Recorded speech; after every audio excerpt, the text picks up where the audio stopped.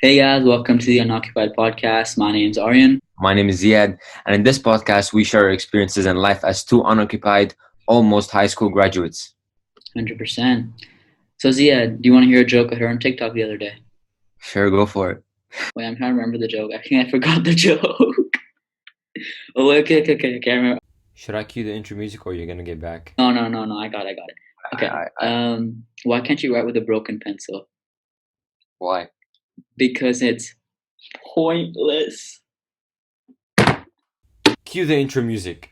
Let's go.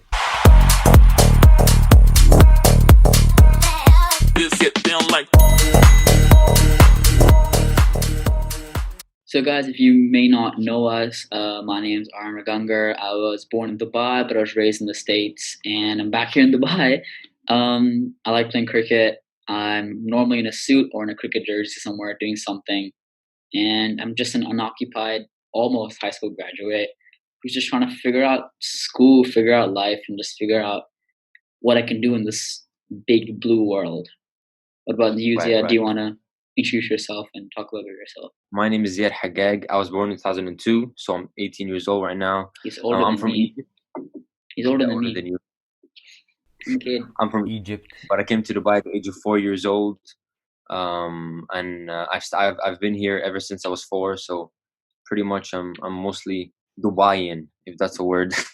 I'm interested in music, basketball, swimming, running, and I'm mostly in a suit on stage talking about something or at a 5-star hotel working there. But yeah, I'm unoccupied, almost high school senior with an extra bone. I'm sorry, I had to mention it, Aryan. I'm sorry. Ooh, I'm And Zia yeah, the Gag. I've got an extra bone. come on, it's unique, eh? Extra deposit of calcium. Yalla, let's get this thing going. Right, guys. So before we get into the first episode, we just wanted to acknowledge everything that's been happening in America right now and really all around the world. Mm-hmm. At these times, we should try to educate everyone as much as possible. And I'm gonna put a few links right now on the screen for our YouTube audience where they can donate. But yeah, really, we hope the situation gets better and these times bring us closer together to a better future. And I wanted to acknowledge that. 100%, completely agree. I mean, all of you guys stay safe out there. Even you guys protesting, make sure you're wearing a mask. Make sure you're actually staying safe, and you guys will be okay. We'll get through this as a world. We'll get through this. I think we just gotta stick together, fight this battle together, and hopefully we should all come on top.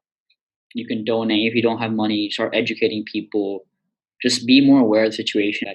I think one of the easiest things we can do as humankind is just to acknowledge it. And as he had said, if you have the money, donate it as much as you can because it's going to help a lot of people out. I also saw something very interesting. There's this lady who made a YouTube video where the AdSense money from that video is donated to the Black Lives Matter movement or some other organization. Mm-hmm. So if you watch that video, I'm gonna put it somewhere here as well. If you watch that video, please don't skip the ads because that's the way that the money will go. Mm-hmm. So without further ado, let's start. I think let's start. Because did anything special happen this last week, or did you do anything this last week? Yeah, man. A few days ago, me and the family went to the cinema. We bought these platinum tickets for 20,000 Emirates Skywards, and we weren't able to use them for now because the cinemas were locked. But things in Dubai are opening up now. And went to the movies, and we saw this cool movie called Bloodshot by Vin Diesel. And yeah, it was nice. It was a nice day to get to go out. Do you want to explain the plot? I mean, I haven't seen it, so you might tempt me to actually see it. Yeah. So basically, Vin Diesel dies by a man. And while he was dying, he saw his wife get shot as well. But then somebody brought him back to life.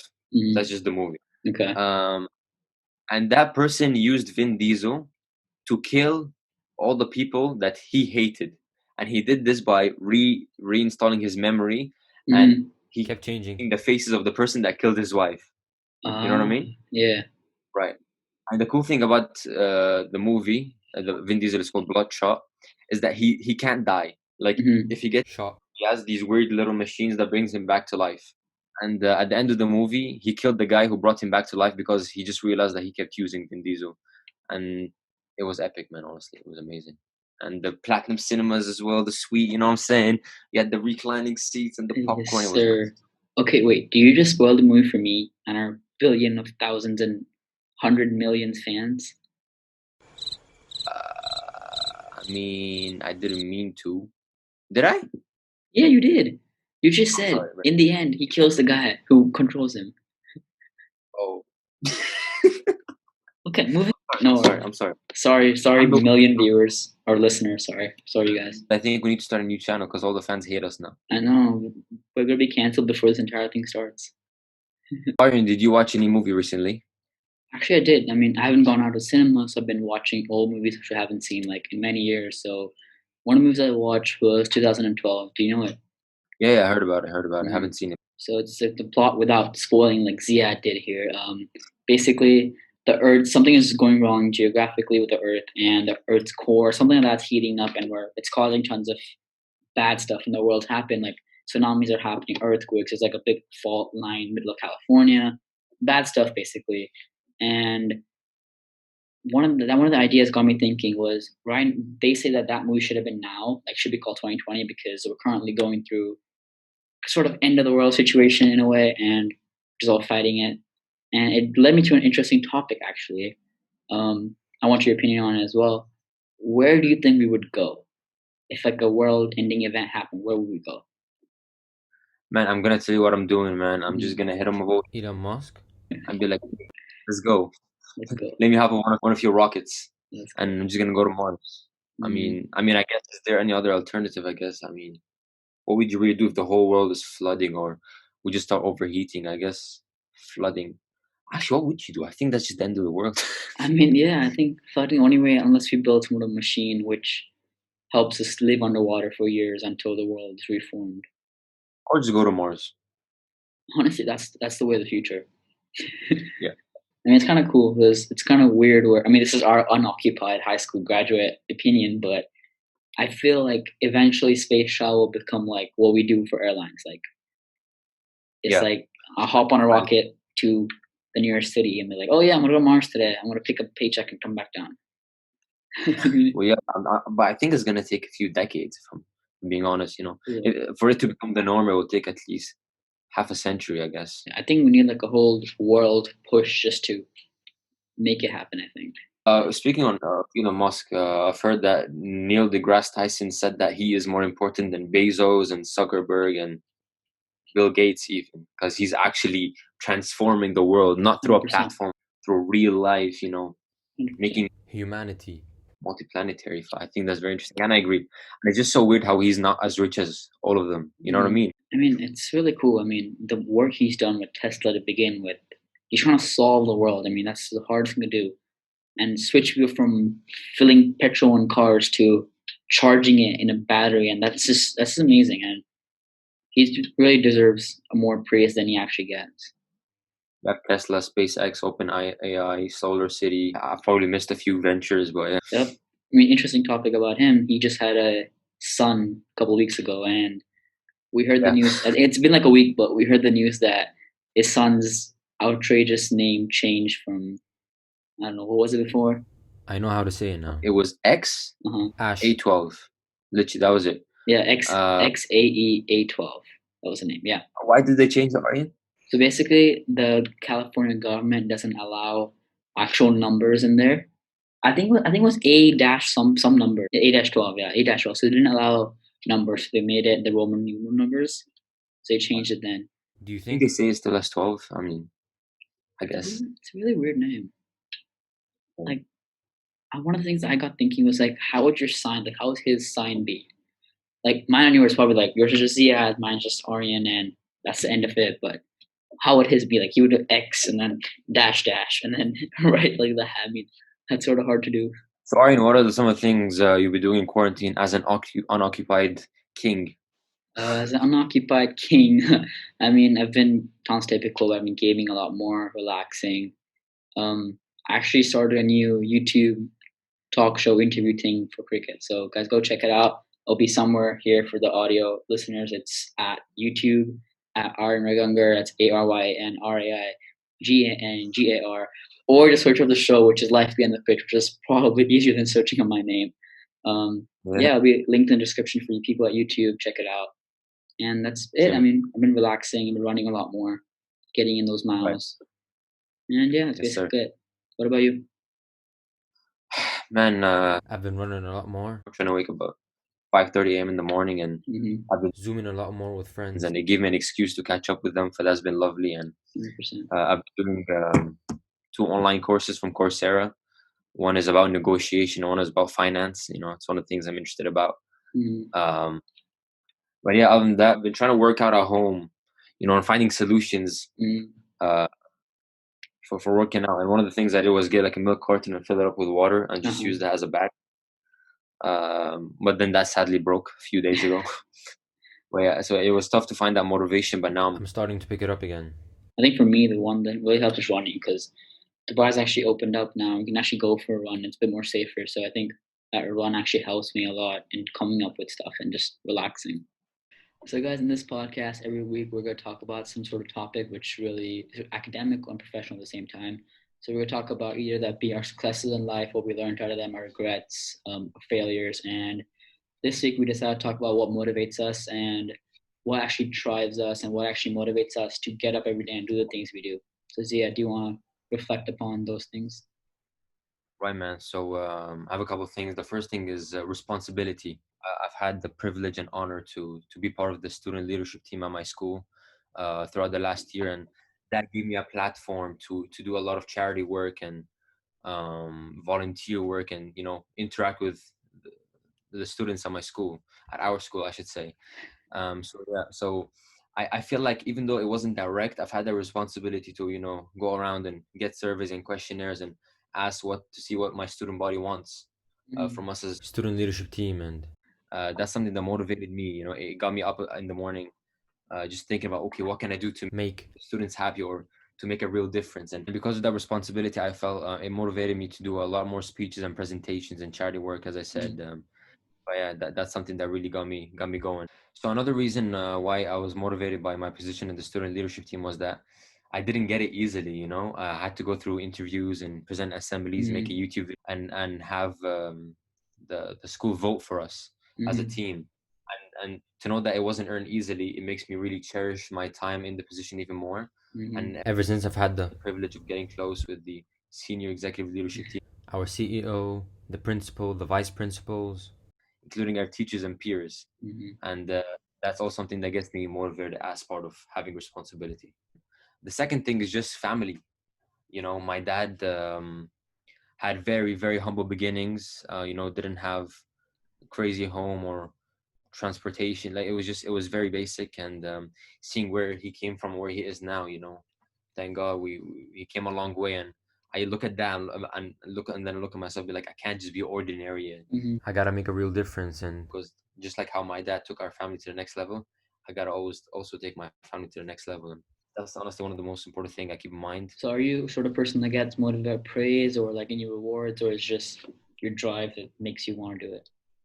And honestly, I think the praise and the accolades are a result of the hard work put in.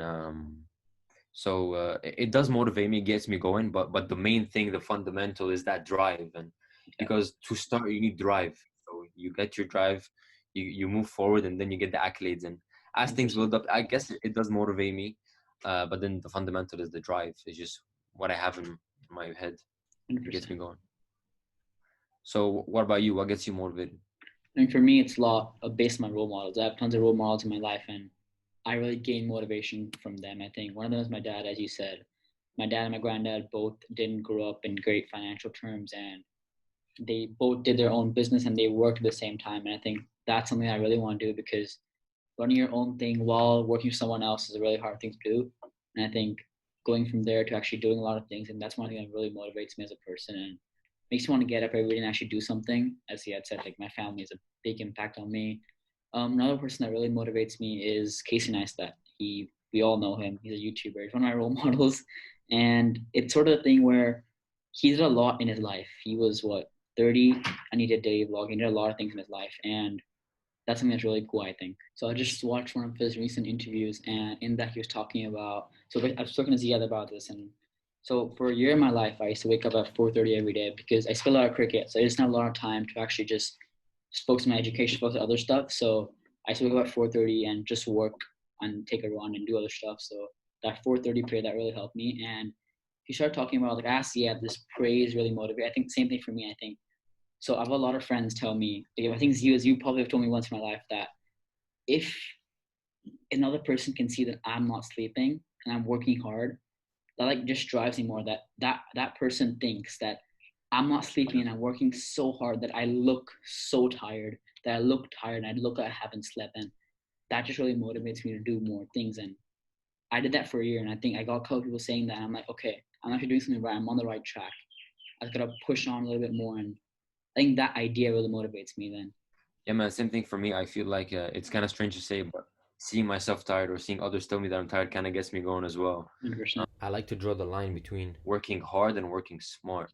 And I think one more thing that really motivates me is, as Zeyad said, I look back on my failures, and I don't know why, that should be a bad thing, but that I keep looking, like I have a diary, like I have this diary here, which I write down some things that went wrong in my life, either that be cricket-wise or academically or professional or anything in my life that goes wrong. And I think I keep reflecting, I keep going back to this moment and seeing, okay, there was a worse day. There was a worse day than this. So this day can't be that bad. So why not make this day the best day it can ever be?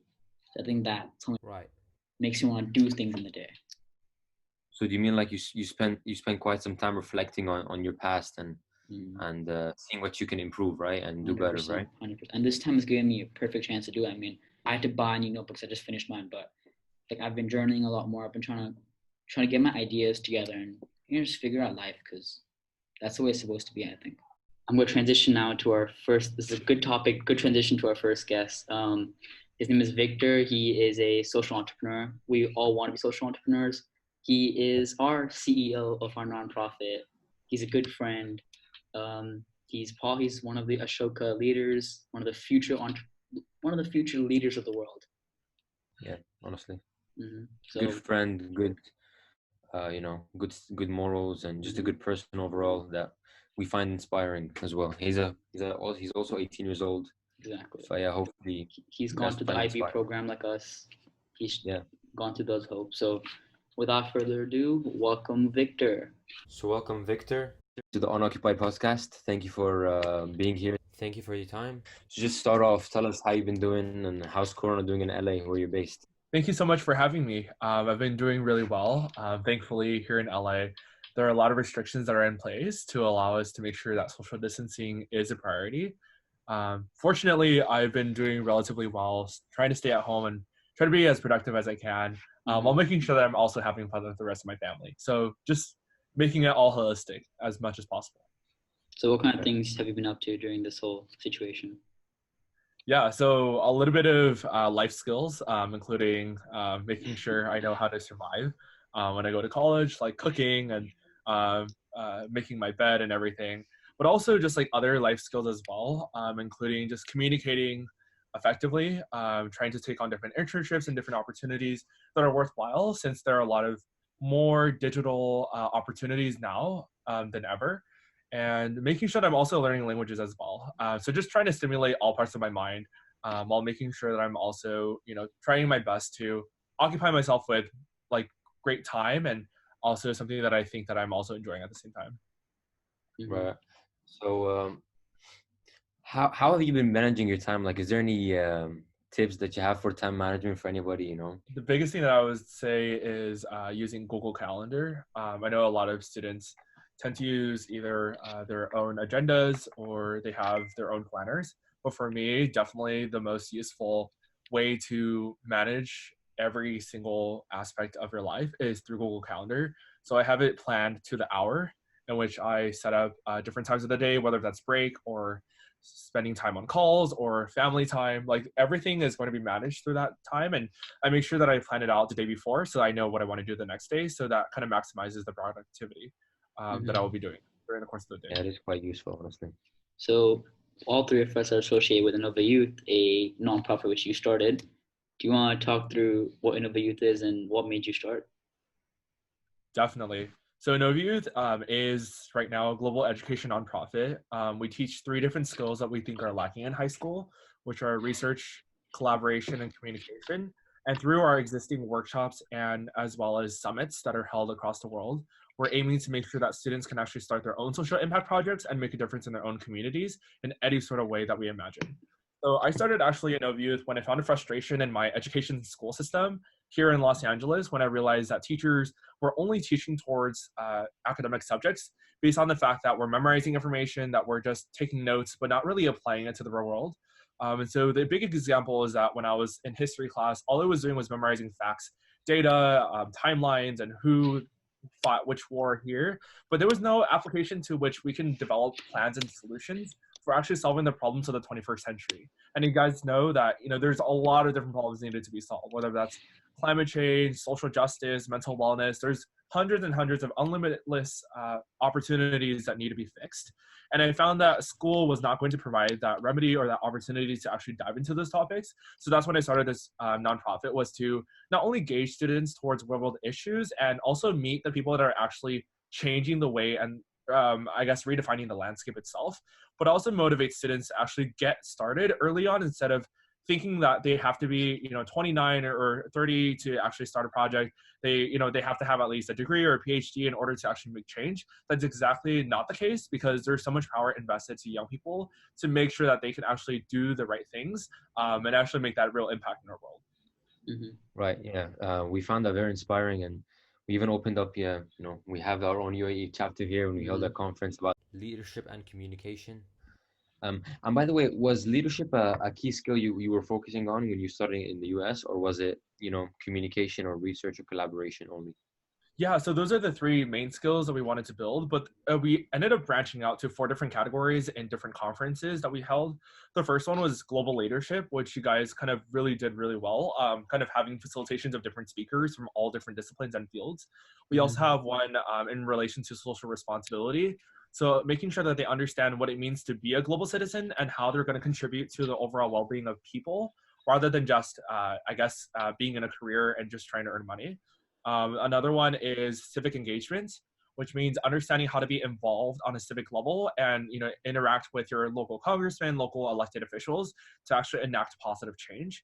And the last one is Gen Z culture, which means understanding the trends currently for our generation and seeing how we can best connect people from the previous generations that are actually holding offices of influential power and the people that are right now, which are the young people that have a lot of ideas and want to actually affect those solutions. So essentially, we do have 4 categories for different summits that take place. And we also connected right back to the United Nations Sustainable Development Goals, which are essentially 17 different goals that United Nations has brought upon by 2030 to make a sustainable world. And so essentially, really, I would say that, everything is encompassed within all of those different topics. 100%. So, I mean, like us, you've gone through the entire high school experience with managing a nonprofit. What kind of advice would you give for any young entrepreneur who wants to follow the footsteps of you, or just anyone in general? What kind of advice would you give them from managing, studying while opening your own business? The first thing that I want to say is that I manage my nonprofit like it's a hobby and like it's an interest of mine and passion of mine. When you take everything that you do and make it so that it's like a fun experience, it no longer becomes part of work or part of school culture that you have to do what you have to do. So what I mean by that is that, once you find your niche, where either you want to develop a business plan and actually create a full LLC, or if you want to actually make sure to enact an initiative that can positively change your community, you want to make sure that first thing that that you want to invest in this product for the long term and the long-term investment, instead of doing this as another HC boost or resume boost, because at the end, you're making sure that these are skills that you're going to earn throughout the course of your lifetime. The skills that you've learned throughout hosting different summits and different conferences and communicating with teachers, faculty, CEOs, principals, all sorts of disciplines are going to be skills that you're going to leave for the long-term investment. And so treat these activities as things that you enjoy, because once you do that, you're going to be so super invested that it no longer becomes something that you're grudging to do, but actually something that you're positively encouraged to do. And once that happens, a lot of spark and action and creativity will start to happen. Yeah, 100% agree with you. It's always important to find what drives you. And that leads us to our key topic for today. Me and Aryan discussed this before we had you on. So what really motivates you and inspires you to keep going and do all these things that you're doing at such a young age? What's your fuel? What's your drive? Yeah, the biggest drive that I found is that actually, people want to hear from young people. As much weird as that sounds, there's a lot of facts that we see that there's a big disconnect between like CEOs of big companies, a bunch of change makers that are on the national level trying to make change, whether that's in the UAE or here in the United States. But for us, we really have a lot of power that we don't really know. And in order to see that, we have to put ourselves out there. So for me, the biggest thing that I'm always doing is looking for opportunities, connecting with people that may have never, had the same disciplines or interests that I have, but also making sure that I'm establishing my own network of people that I think will be important to me for the long term. When I was in grade 11 back last summer, I had the opportunity to meet, amazing people, whether that's from Jeff Bezos' mom to Mark Zuckerberg to a lot of these amazing key figures that you would think that you would never be able to meet as a 17-year-old. But the fact is that once you're enacting change at your age, you're going to be separating from the rest of the community and the rest of the age group that is going through the same conventional cycle of doing school, participating in school clubs, and then just making sure that they're active somewhat in their community. But you can do so much more. And I would say that, once you kind of dive into that interest, then you find yourself pushing yourself to the next level. And so for me, whether that's talking to like different secretaries of education or getting sponsored to go to different summits and travel across the world to speak on these issues, I think, you find that, once you are in the loop and in this community, that suddenly you'll have like an exponential growth, which means that in the beginning, it will probably be slow. You'll definitely have a lot of difficulties starting it. But once you start out the journey, you're slowly going to, get the opportunities and meet the right people. And your network is just going to increasingly, become the way that you want it to be. And I guess that's how the kind of motivation factor comes in. 100%. So who's your role model, if I were to ask you? My role model would probably, as unconventional as it sounds, probably be one of my teachers on campus. The reason why I don't choose particular, the Bill Gates or the Elon Musks as my role model is because I do feel that there's a lot more that I can do that can propel more change than what is currently in place. So when I find role models into the qualities that I find of the general common people that have inspired me to actually enact change. And so for that for me is my Spanish teacher that continues to push me to think globally and actually act locally as well. And that is exactly why I started my nonprofit, or now that I sit on different boards, whether that's companies like Scholastic or National Geographic or different companies around the world that are, making sure that they're socially responsible. I'm constantly inspired by my own teacher who continues to push me to new levels, even though that she might not be exposed to the same exact things that Elon Musk or Bill Gates will be doing. It's important to see that, young people and also people that you would think as common, ordinary citizens can actually propel you to really enact the change that you want. And so for me, that's exactly the teachers that continue to tell me that, maybe it's not all just about school. Maybe it's not just all about sitting in the classroom, paying attention, taking the tests, and, doing the worksheets and homework. It's more about, making that impact beyond what is, I guess, possible. So really making sure that I'm able to propel myself to new heights is something that I consistently and actively am considering. No, man, honestly, I agree with you. One of my teachers as well, my English teacher, had a profound impact on me, and he motivated me a lot.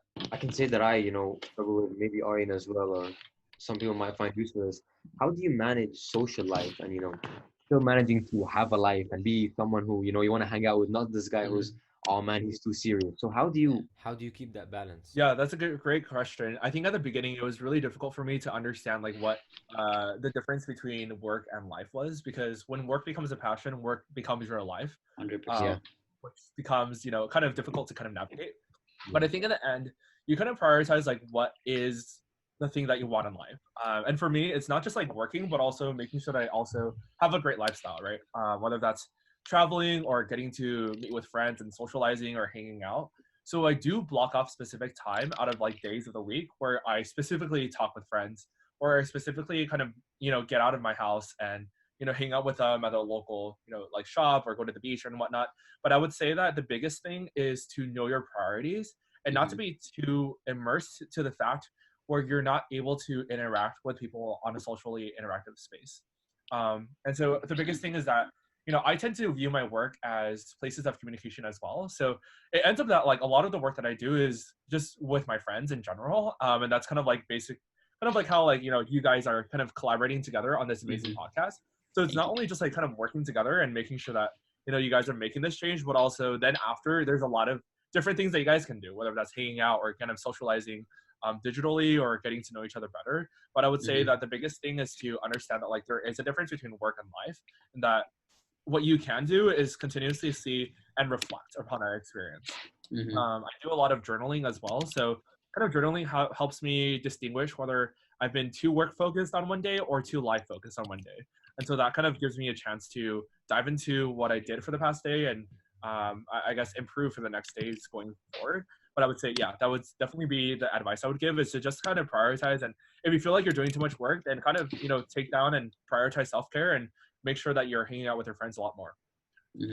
So we spoke about the impact on family. So Ziyad's talking about his dad and how that motivated him, and me about my granddad. So your brother is owner or founder or something of a amazing company. How do you want to talk through what kind of impact has your family had on your entire career? Yes, definitely very profound. I never expected it to make such a lasting impact. The reason being that my mother, I guess the storyline is that my parents, immigrated from China. And as of right now, they don't speak English to this day, which is very interesting. Living in America, because of the fact that much of what I have been invested and I guess learned about is that like I have to do things myself. No one is going to give you that opportunity or bridge to succeed.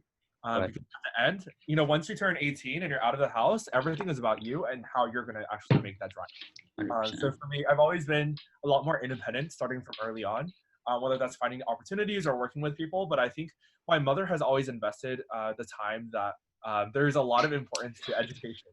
And there's a lot of importance to learning beyond the school learning environment. So whether that's, for me, like going to conferences is one way that I'm always, learning about people and speaking. And for me, I love public speaking. So it's a way for me to kind of gauge my interest. But I would say my brother really gave a profound impact because it showed me that nothing is truly impossible. As you know, my brother is the founder of Q Bottle or Q Factory, which he invented a collapsible and sustainable water bottle that is competitive to the big names known as like Hydro Flask or many of those other bottles that you would see on the market. And so the way that I see it is that like even though he had studied comp sci or business design early in college experiences, you end up like being in a niche where you find like where you're interested in, and it might not even be like the major that you're doing. So what I found is that like I'm working not for the sake of going to college now, but actually for the sake of investing into a successful career long term. And so I think that that is something that like pretty much like bridges my thinking versus a lot of different students that like are successful and think that like now they've made it into like their top tier university, so like that's the end of the road. But a question that I always ask is like, so what? And like like you do something and like you get into college, so what now? Like you kind of get a degree, so what now? Like it doesn't really matter because there's so many different options out there and there's so much more to life, and they were role to just making sure that you have the artificial products, which is like I have a degree in marketing now, so I can rule the world. Like it doesn't work kind of like that, but rather like those accumulation of life experiences that will really kind of help you determine like what you're going to do in the future. So for me, like entrepreneurship is always on my mind. A lot of business work oriented activities are on my mind, so I'm always just exploring and seeing what opportunities are given and are available. So just to finish up the podcast, what are some of your plans for the future? Obviously, you're still very young. We're all very young, but what are the things you're thinking of? Any more companies on the way? Yeah, no, the biggest thing that for me is that I'm always exploring opportunities, right? Like currently, like for me, like I'm interning at a nanotechnology firm in the pharmaceutical industry. And it's kind of interesting to see that because I have no idea about the medical sector or STEM because I tend to be more oriented towards humanities. But I feel that, for me, like I'm constantly innovating and I'm constantly creating new ideas and making sure that I can execute some sort of real plan. And so that engages me into all of different projects. So, as you kind of navigate your journey, and for me to navigate my journey, I know that I'll be consistently creating new products, new companies, new design ideas. Mm-hmm. And so, yeah, no, I definitely would think that, like, I guess like in like the next 5 years or so, like it definitely will have a couple more projects coming out, whether that's new companies, I'm not entirely sure yet, but I'm set in the fact that by the end of my college career that I will have continued to create something that will impact a lot of people at a massive scale, through social media or through the internet. And so, yeah, no, to your question, yeah, like there's a lot of different opportunities available, and I'm definitely going to be taking them on. So, definitely down for a challenge. Right. Thanks very much, Victor, for your time. I appreciate it. Your story was very, very inspiring for us, and yeah, looking forward to collaborating on projects soon in the future. 100%. Even meeting you, hopefully. Thank you so much for having me. Anytime, no worries. So thank you guys very much for tuning into the very first episode of the Unoccupied Podcast. We've had a blast recording this, and I hope you guys have enjoyed it as well. Here's to many more episodes. 100%. I mean, thank you very much, Victor, for being our very first guest. So guys, we post the audio version on 5 different platforms, that being Spotify, Apple Podcasts, Google Podcasts, Anchor, and SoundCloud. And we posted the video version on YouTube at the Unoccupied Podcast. You find bonus footage and you find a bit of photos of us and us messing up a lot. You'll find that as well. And stay safe. And stay unoccupied. See you guys.